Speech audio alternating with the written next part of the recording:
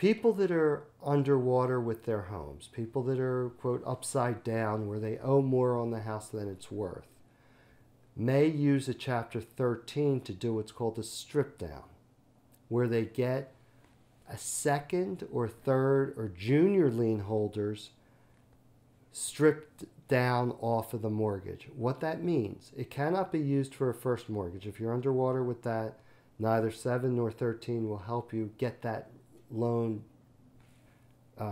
lower off of the real estate. But in a Chapter 13, there's a way and there's a methodology to do a strip down to get the second or third mortgage reduced. What it does is you ask the court to say, look, this is treated as a mortgage against my property. However, the value of the property is not sufficient to fully secure this loan. Therefore, we're asking the judge in the bankruptcy court to convert that debt from secured status to unsecured status and treat it like a credit card, not a mortgage, and go into the pool of credit card and unsecured borrowers. It's a special process that needs to be done. There are many things that bankruptcy can help with, but you have to make certain that you use the right chapter and that the goal and the agenda is appropriate.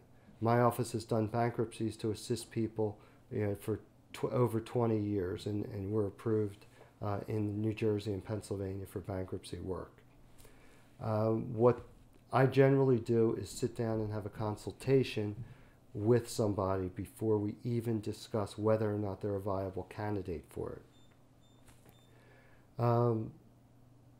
In order to do a bankruptcy, there are various courses that need to be done.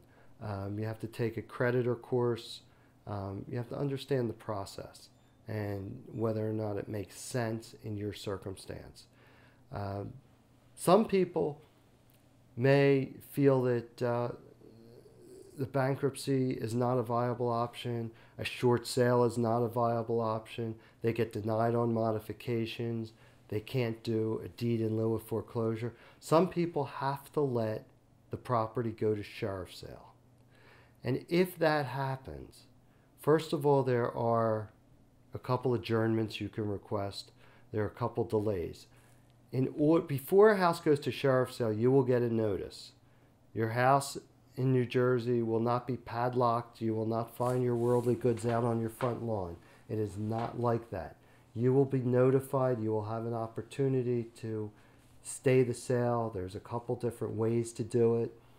Also, if your house goes to sheriff's sale, you do not have to be out on the day of the sale.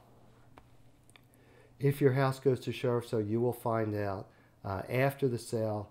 There's a 10-day redemption period, which means you can redeem the property. There are various ways. They're very unlikely, but there are various ways a lender can chase you for a deficiency. There are time deadlines. There are processes for that.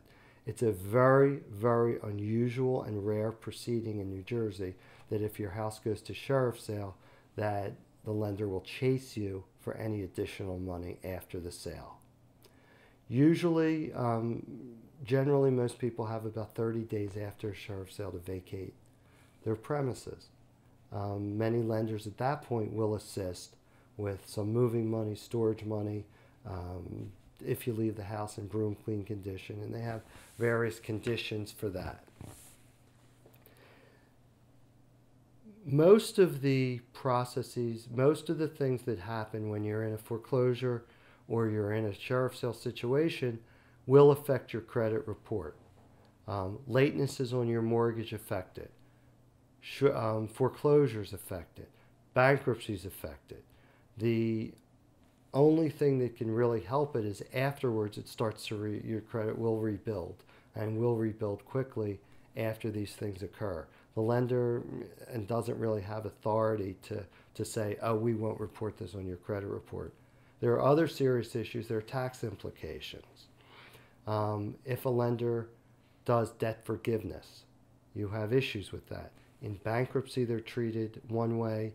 Outside of bankruptcy, they're treated another way. So bankruptcy may help avoid debt forgiveness income.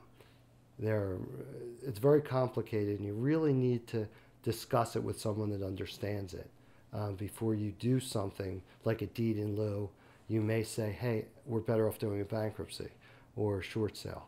There are different methodologies for handling that. There are different exemptions. You need to work with your accountant, and you need to consult with a knowledgeable attorney. The guy that handles municipal courts and personal injury work is probably not the right attorney to use for a foreclosure, modification, or bankruptcy.